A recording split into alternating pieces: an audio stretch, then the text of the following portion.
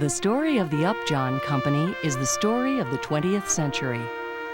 In science, in medicine, in commerce, in human relations, the company has tracked the path of history in step with the needs of the people it served.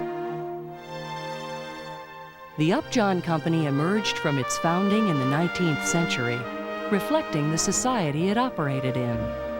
The company and its employees were tightly knit, family-oriented, highly skilled, but modest in their ambitions. The age of science-based pharmaceuticals was just beginning, and Upjohn created the foundations of its science base in 1913 when it hired Dr. Frederick Heil. The first major product of Upjohn research emerged 6 years later.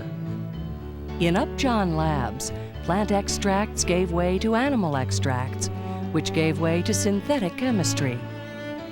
Upjohn was slowly building its medical department when the Food, Drug, and Cosmetic Act was passed in 1938. This law turned Upjohn's clinical expertise into a competitive advantage overnight. In the world of science and medicine, the first antibiotics were discovered. The role of insulin in diabetes was understood. A modified whooping cough vaccine was marketed. In the world of human relations, the Great Depression colored Upjohn's world. The company, largely through the efforts of its founder, Dr. W.E. Upjohn, pitched in by establishing Richland Farms and an institute to study unemployment. After Dr. Upjohn's death in 1932, the company carried on his vision and his commitment to the local community.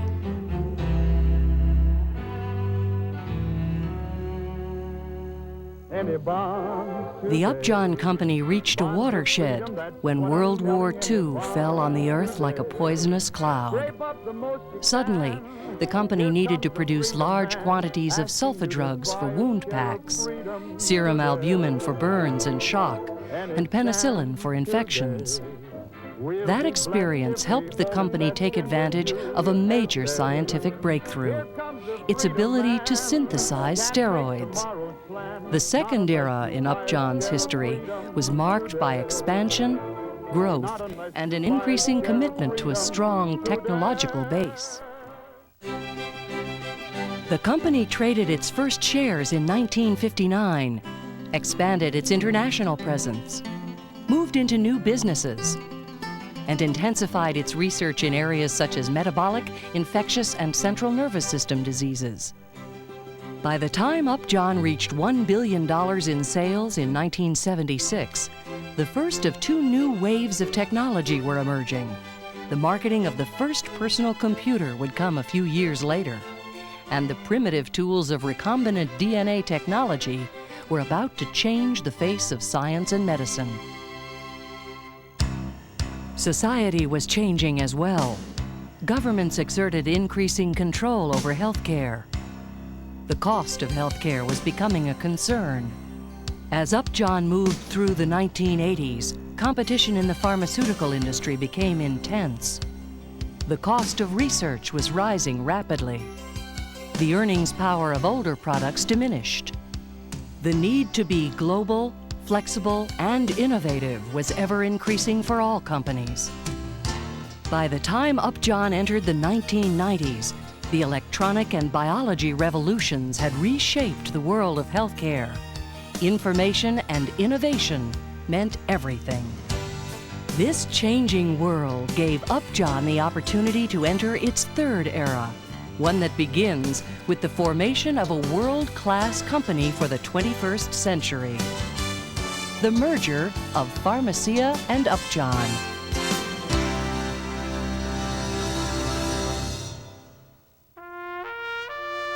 The legacy of the company's founder is innovation blended with compassion. His successors: L.N. Upjohn, Donald Gilmore, Gifford Upjohn, Ted Parfit, Ted Cooper, Lee Smith, John Zabriskie, have maintained the company's commitment to improving the quality of life.